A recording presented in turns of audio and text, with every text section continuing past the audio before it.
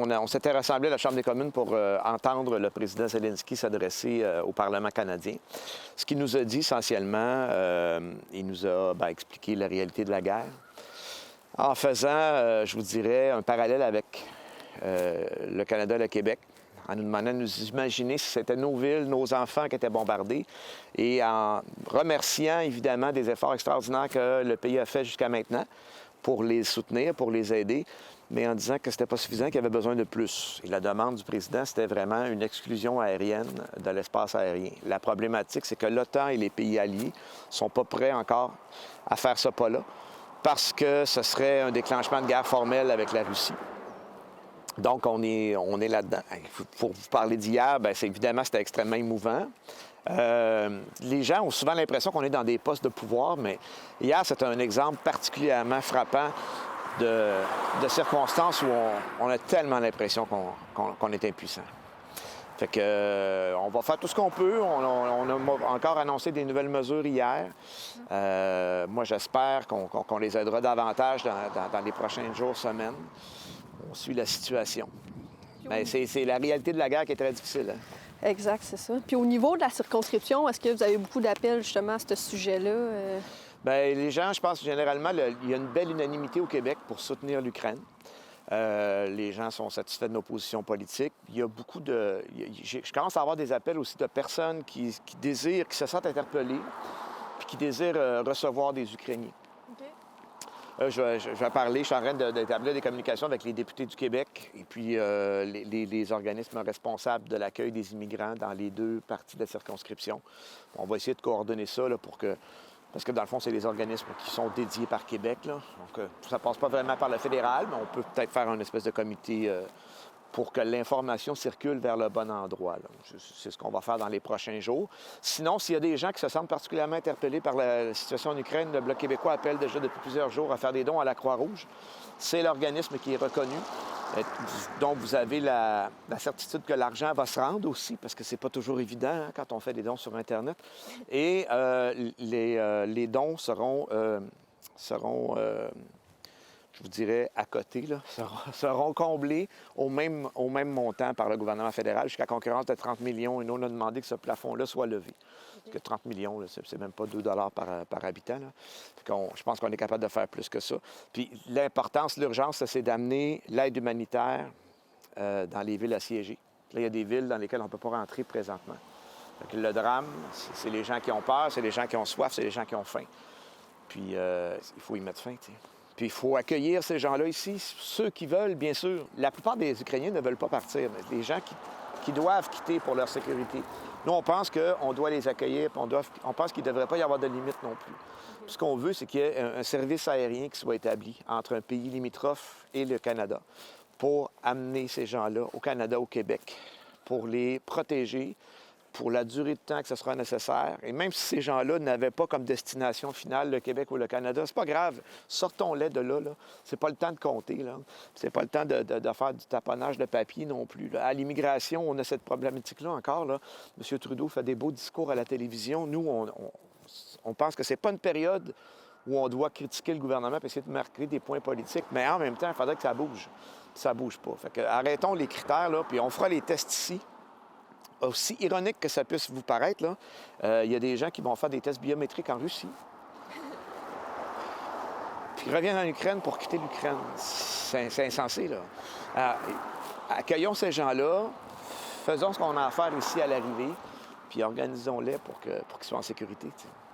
C'est la moindre chose qu'on puisse faire. Le Canada n'étant pas une puissance militaire, très redoutable, au moins on peut faire ça, cet aspect humanitaire-là. Fait que j'invite les gens à donner à la Croix-Rouge si vous vous sentez interpellé. Allez voir si vous avez de la misère à trouver le lien, juste allez voir ma page Facebook, là, on a mis des liens, puis ça passe par la Croix-Rouge. Super. Puis il y a eu aussi une motion, je pense, qui a été adoptée concernant le poids politique du Québec. Oui. Le 2 mars, il me semble. Oui.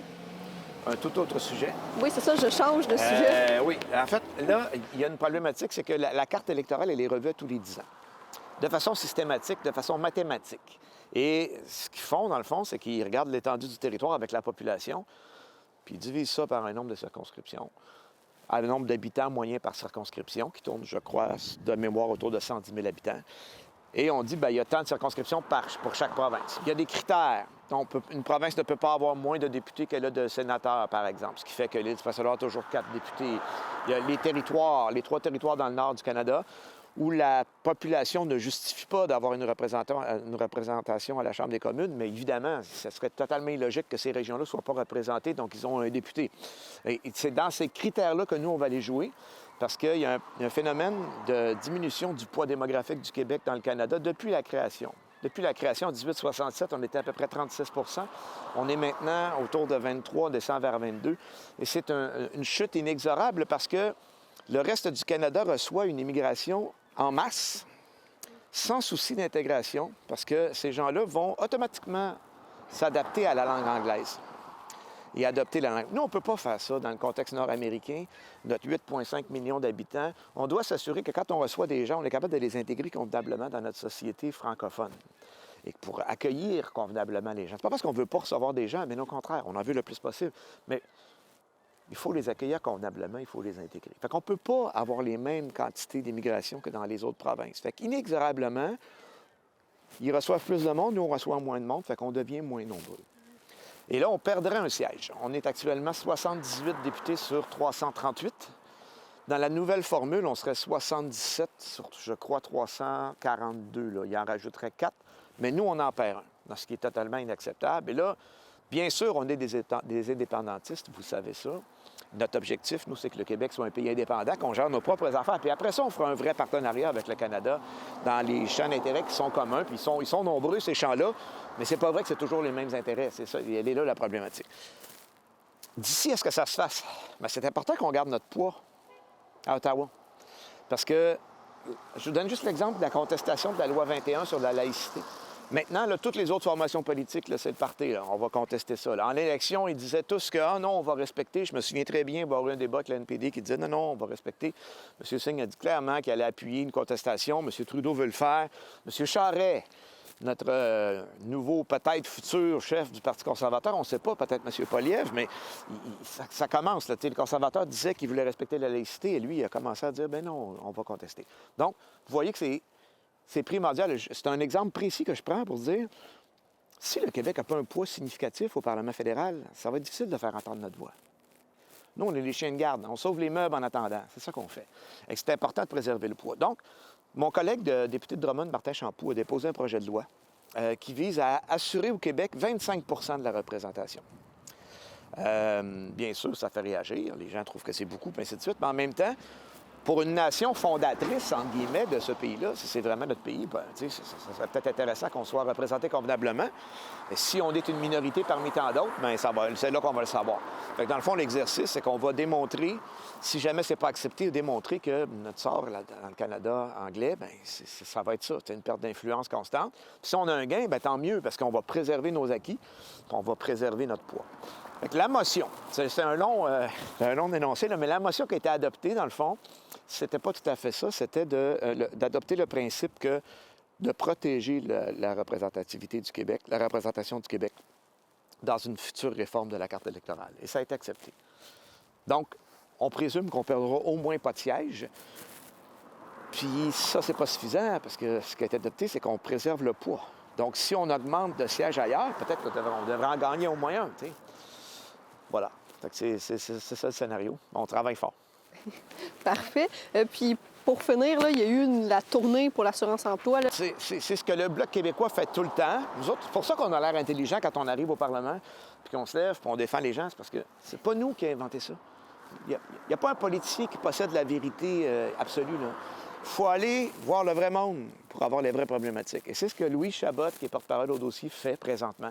Elle refait le tour du Québec pour prendre le pouls de la population sur les difficultés de l'assurance-emploi et ajuster peut-être notre position. Puis notre position jusqu'à date, parce que le pouls qu'on a eu dans le Nodière la dernière fois, c'est qu'on est pas mal dedans.